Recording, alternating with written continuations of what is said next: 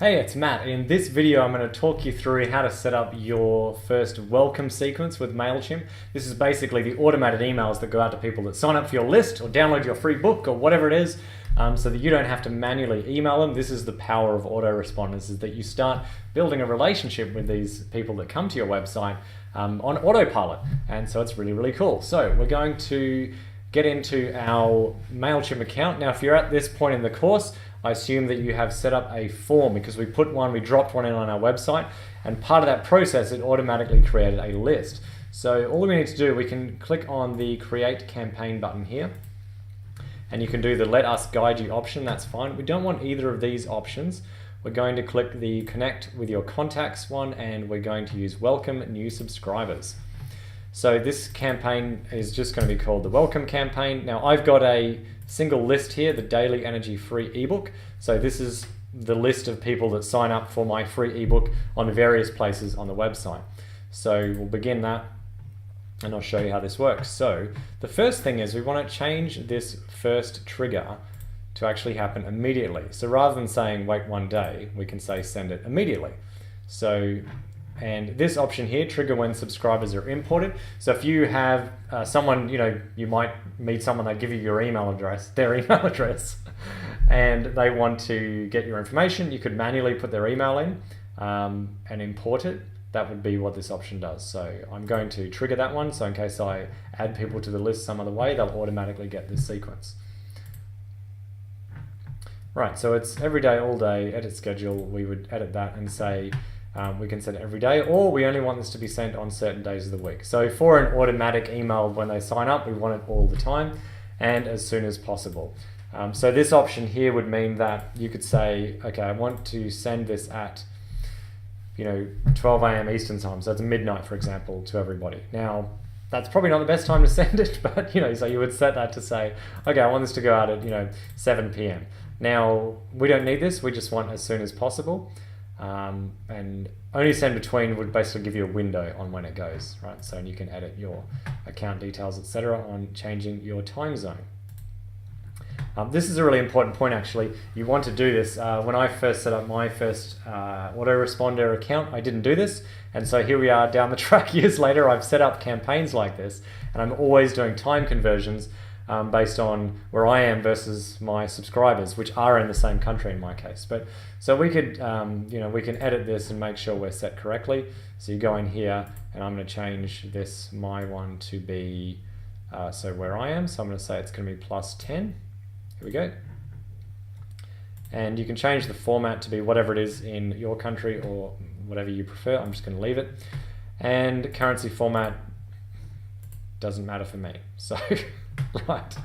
Okay, now we need to go back to where we were. So we have to go back to sort of resets what we were doing. So we can go back to campaigns. We're just going to start again. Okay, welcome new subscribers. Here we are. So this is the welcome campaign again, because we hadn't actually saved anything. Okay, so the trigger is going to be immediately. There we go. We want it to trigger for new people who are imported manually. Every day, all day is fine. Segment. So this one here, edit segment, what this means is you can say segmentation options. So you could say subscribers meet the following. So you could say any of these, email address is that, or you can say first name is this. So all these little conditions here. So one of the examples you might say sign up source was that form. So you might have different forms, for example, and that's where you can customize it. We're going to keep things really simple here, and we're not going to choose segmentation here. So cancel that. And action. Okay, so post sending list action here, you can update fields. And you can unsubscribe them from a list, for example. So these are all different things. Interest groups we're not going to talk about yet. They're manual things you can set up later. But you could have, for example, that you just want someone to send an email and then they delete it. So they just get an email and then they're off your list. So things like that. So it's more to these things down here, which we'll talk about in different videos about setting up interest groups. So we're not going to do this. We'll cancel that. So we've basically got just a welcome email that goes out immediately, and then we're going to design the email. So for this is the free book email. So as it says, this is internal use only, so nobody else sees that. The email subject they do see, so here we're going to say, here's your free ebook. And the preview text is in your email. Depending on what your email provider is, you might have a what it is, a preview text. So before you actually click on the email, it will say who it's from, and it will give like the first line of the email. This software allows you to customize exactly what that snippet is. So it might say, here's the energy transformation secrets you asked for. Okay. And from Matt Phillips.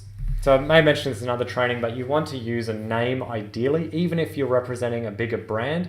Having a personal name on your from increases the likelihood that someone will actually open your email. And from email addresses where people will see it coming from. So again, stay away from addresses like info or support in this aspect. Also because automatic email filters will more likely put those in spam. But this is also where people will reply from. So you can see I'm keeping it personal here. It's from Matt Phillips, and it's from Matt at Daily Energy HQ. All right.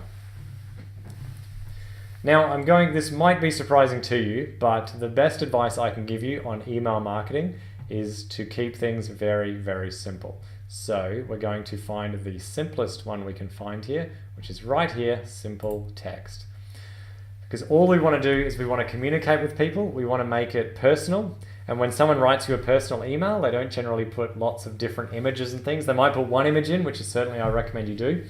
But otherwise it's text. We don't have a complicated sort of newslettery type thing. So that's the kind of relationship I want to encourage you to build with your clients. So we're going to go ahead and design this email here.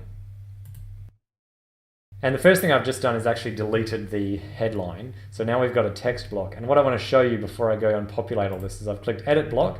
That brings up the editor over here. And what we can do, because we opted to ask for people's first name, we can actually include it in the email. So we just say hi, and we go merge tags, and we choose first name. There we go. And then that'll auto-populate with the client's first name. So just say hi, first name, ... and I believe you may be able to do this with the actual subject of the email as well and put people's first names in the subject, but for now we're keeping it simple. And we're going to put that in here, and then I'll write the rest of the email. Okay, so I've drafted the email here. You can see I've just edited the text area here, which was there when I started. I've got the first name here and a quick message about what we are. And also important note here is I've got a comment here that I will be sharing some more in a couple of days. So it's just letting them know that they will get a couple more emails. And then in the meantime, please download your free ebook. And then what I did is I inserted an image. So I saved and closed that. And I dragged an image over to here. And then I set the image. And then I dragged a button underneath. And on the button is there where you would put the text, download now, and then link to what the address is of where you would download the book from. So you might be sharing it to something simple like a Dropbox file. You just drop that in there. And then you see I've got another text area here. Now the size is a bit different. So I want to go up here and say, well, what was the styling of this one here? And I can see here I've got,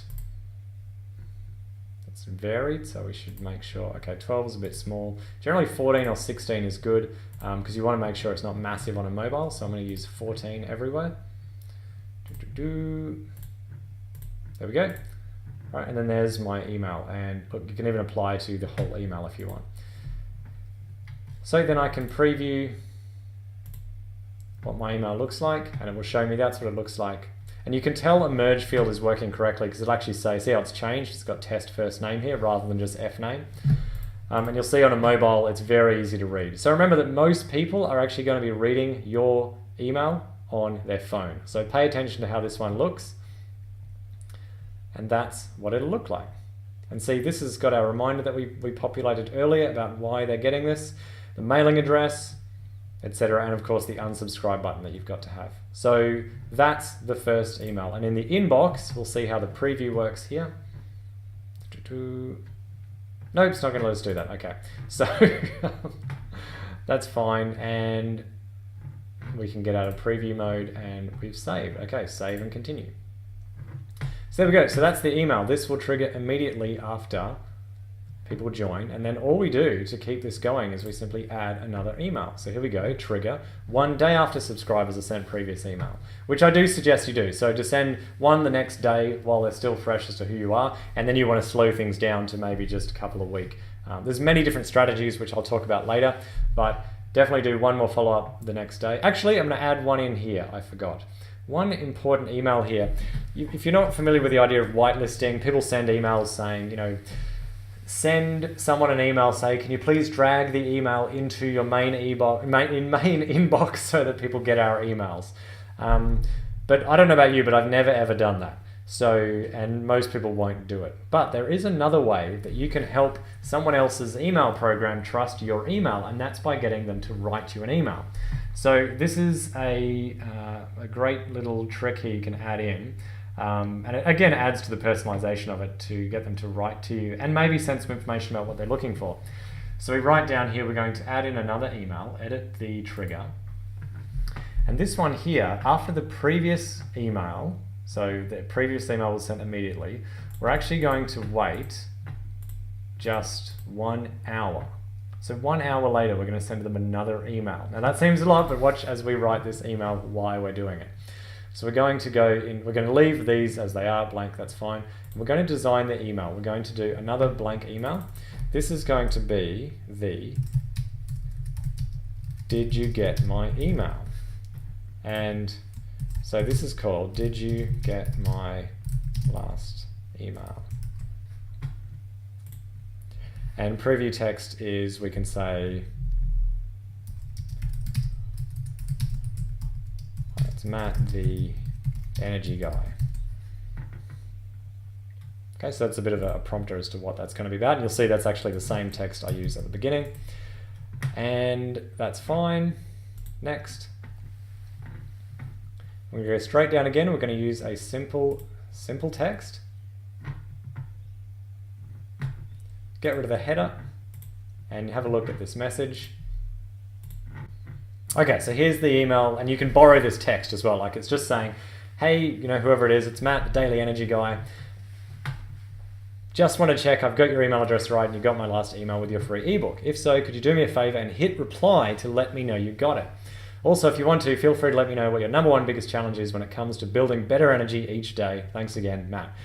If you didn't get the last email, you can click here to download your ebook as a PS there. So you can see how this is a real casual tone. We're trying to build this informal relationship as friends, even though it's automatic, and most people will realize it's automatic. Some people won't, doesn't matter.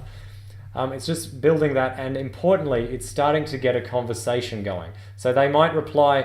Most times people will just reply back saying, thanks, got it. That's it, that's all they say. But other times they will answer this question. And then, so yeah, it will help the email service and your emails get delivered. But it's a very nice way to show that you are following up, that they got it. Because sometimes they won't actually get the first one, but they'll get this one. Weird, I don't know why. But I have seen that, people going, I didn't get it. So it's very useful. They've got this click here thing. And that's also what I wanted to show here. You don't have to use buttons for downloads. So you can see here in the editor, I'm going to hover over this text, click here, and then I can click this little button here, the link button, and then I can put a URL here, and then that will go to the book again. So that'll download it again. So that's another way you can add that in. Instead of a picture, again, it's a bit more informal, and this is an informal email. So there we go. So you can see we're going to save and continue that. There we go. And then from there, you just continue building out your sequence. So ideally, you want to have this going for months, but you might just have 2 weeks, for example, for each new person that joins your list. Just do like 2 weeks. So it might be this email, the double check email, then one for the day after that. So this one here we would add, and we would say the trigger is, oh, there you go. It's previous automation 1 day later, right? So that's a day and 1 hour after they signed up, which is pretty good. So we can leave that as is, and then we simply design the email again. And this is where you follow up with more and more valuable content with your new prospect or your new client, etc. So that's how you set up a welcome sequence. You just keep adding emails just like that. And once you've done that, click next, and it'll give you a summary. Yep, automation 3, and it tells us, hey, we can click on this, and we've realized, hey, we didn't design this email. So I'm actually going to go save and return to workflow. Whoop. Let's get out of this. Okay, let's just put something in here because I don't want to lose all my work. We'll just, yeah, next, save that.